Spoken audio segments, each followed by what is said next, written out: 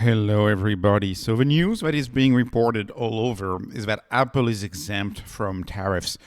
But this is actually much bigger than that. And this is a much more meaningful news, which is a bunch of codes, of industry codes, have been excluded from tariffs from products coming from China. And so this is an enormous news.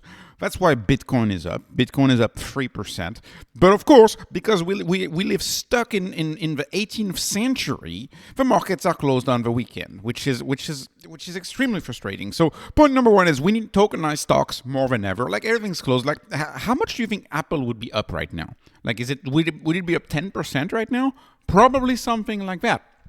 We live in a world where we don't stop everything on the weekends anymore, and so we need 24-hour trading anyways. Nobody's going to listen to me on that one, and crypto is working very hard on that for us. Point number two is, turns out this guy, for example, Frank Luntz, he estimates that's about 40% of China's exports to the United States are excluded from the tariffs, right? They're excluded from the reciprocal tariffs. This is absolutely insane. Absolutely insane. The news, the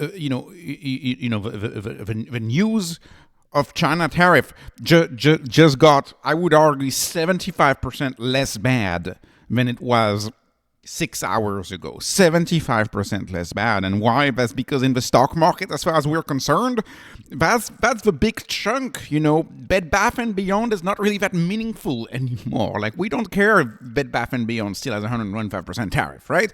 But we care about our tech stocks. That's what lifts the market. That's what's so important. And the most important part of the U.S. economy is not going to be affected by China's reciprocal, by purchases,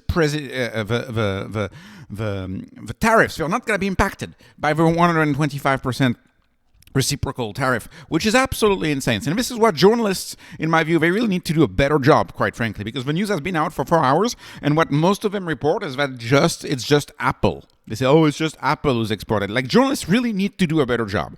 So this is so annoying. So this took me like 30 minutes to gather, a little less, but that's okay. So I looked up, where do you find this information? So it turns out you have to go on another website that has a great UI. It's a joke. It's a complete joke. These government websites are a complete joke. And then you have to find the list. This is the full list, by the way. No need to wonder if it goes beyond that. That's the full list. That's my screenshot for the full list.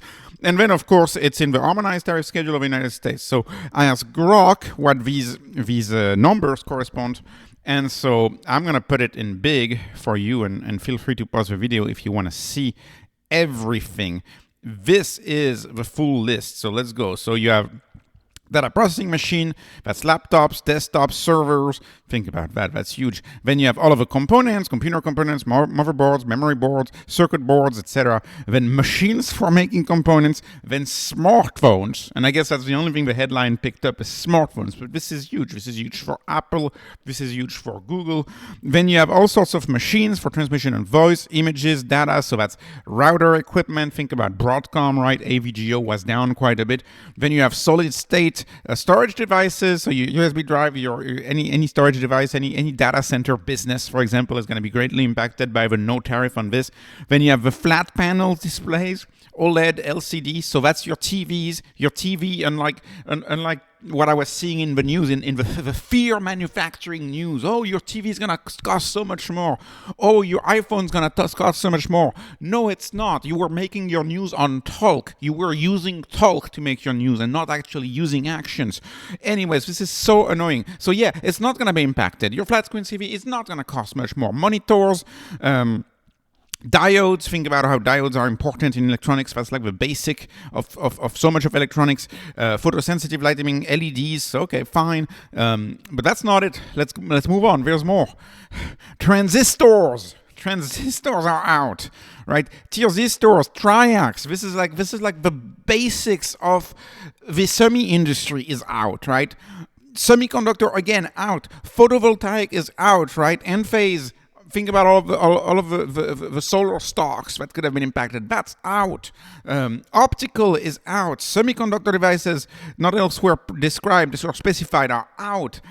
Semi-based transducers are out. Anyways, it's really amazing. And then electronic integrated circuits are out. And another elephant in the room that you may wonder, I had this conversation with Grok.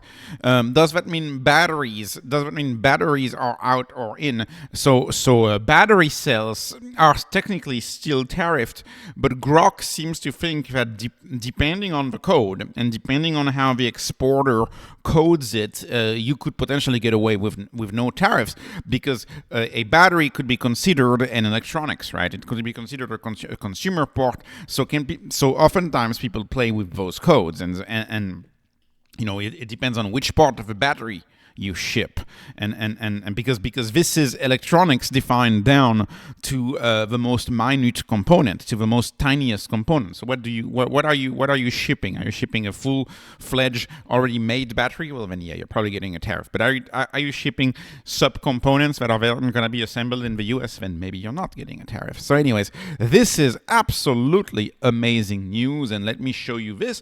This is my map of the S&P 500. This is my heat map, and this is what I estimate is going to be greatly impacted. Of course, I think all of tech is going to be impacted. But as far as I'm concerned, I put all of the technology here. To me, this is going to pump, as we say on Monday. Amazon, with all of the headlines that Amazon was getting, Amazon is going to be, awful. It's going to be awful for them. We're going to sell way less stuff. Well, guess what? Amazon sells a tremendous amount of consumer electronics. In fact, when you go on, you look at categories on Amazon, it's the first category. So that's the leading thing. Same for Walmart and Costco. Think about how many TVs, think about how much electronics these companies sell. And then Google, right? Google has a phone division. I'm sure there's even more stocks out there that are going to be impacted by this news. This is a very extensive non-application of the tariff. This is a very extensive walk back, you could say, of the tariffs. And to me, this is where it gets meaningful. I want to talk about this. I'm sure. First of all, I'm sure there will be more tariff taken off. But this is why I think it's so important to judge people, especially leaders. Judge them on their actions. Don't judge them on their words. Right? Think about people who made decisions based on the words of Powell. Oh, you make a decision to get a new job. Oh, you make a decision to get a house. Oh, you make a decision for your company because you trust the words of Powell in late 2020. And Powell is saying, we're not thinking about raising rates, right? That's the very, very definition of someone saying, I'm never going to stab you in the back. And then they stab you in the back. That's the very, very definition. Think about the whole situation with Trump right now. That's the opposite, right? It's saying, it's gonna be so awful, so bad. Like the world's gonna come to an end. And then what do you get, right? After this talk, you get what? Tariffs for just one day. So essentially just talk. That was essentially just talk. I guess a splinter, I guess. That was literally just talk. You get tariff for just one day. And then 28 hours later, right, I think it was a little more than a day, all tariffs were lifted except for China. And then today, China's tariff do not apply on the most important stuff. So as far as I'm concerned, it's not stabbing in the back. It's you've announced Armageddon. Talk was bad. Talk was really, really bad. I'm the first one to say talk was really bad. But then at the end of the day, it's a splinter, and perhaps for China, it's like a big splinter. Like, come on. So anyways, yes, consumer electronics are one of the most important exports of China. Frankly, they do a great job at consumer electronics. They deserve to sell their consumer electronics. And Trump maybe is more focused on Christmas lights and home decor. I don't know. Maybe he wants like who really cares about Christmas lights and home decor? I guarantee you, Americans are very well equipped in Christmas lights and in home decor. And Bed Bath and Beyond has not been a meaningful part of the U.S. economy since 2008. Right? The world has changed. The most important thing that China makes and that the U.S. wants is not being tariffs, and that entirely makes sense to me. And the Chinese, they do a really good job at consumer electronics, and they deserve to sell their consumer electronics to the U.S. And the U.S. needs it, and the U.S. understands it, and the U.S. doesn't put a tariff on this because that's the nature of trades, right? Countries specialize. China specialized on consumer electronics. Anyways, it's all working out fairly to me. So anyways, think about how Apple got battered on talc, right? Talc was not cheap for Apple. If someone sold Apple, I feel really sorry. It's like I mean, this is as much as I complain about Apple for not being a growth company, for being a sleepy company who just does buybacks. Like, it's still America's greatest success story. I mean, I think Tesla is going to be a next great American success story, but Apple is a wonderful success story for America, even though they are going through like a decade of despair without much growth right now. But there's no way they deserve. They were down something like 35%. 35% they were down on talc, on just talc.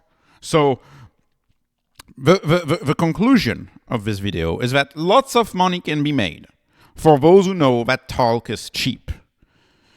I personally judge leaders on their actions, not on what they say, right? Again, the talk with the current administration, the talk has been awful. What that press conference, the talk was all over the place, and it was, it was not speaking nicely.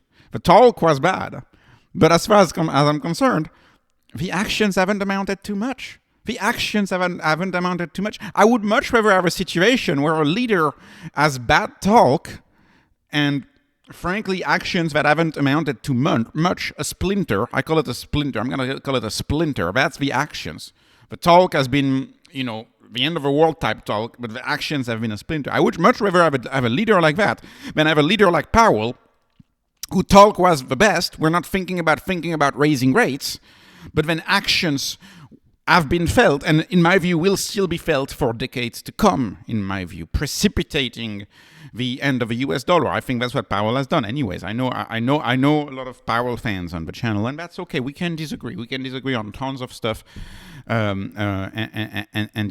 Anyways, hope we can disagree, but hopefully this is the last macro video that I make. I'm very annoyed about these macro videos. Hopefully the markets recover next week and we get back to normal and we can focus on stocks, and I can give you stock analysis videos, stock deep dives, micro strategy videos, and not focus on this BS. As far as I'm concerned, the most important Chinese export is now exempt from tariffs. And if Christmas lights are going to be a little more expensive, if $3 makeup is going to now be $6 makeup, doesn't impact anybody much, quite frankly. It doesn't impact anybody much. These things were cheap to begin with anyways. Like, the price of fidget spinners is not relevant to the U.S. economy. If a $2 fidget spinner becomes a $5 fidget spinner, it's not going to change much.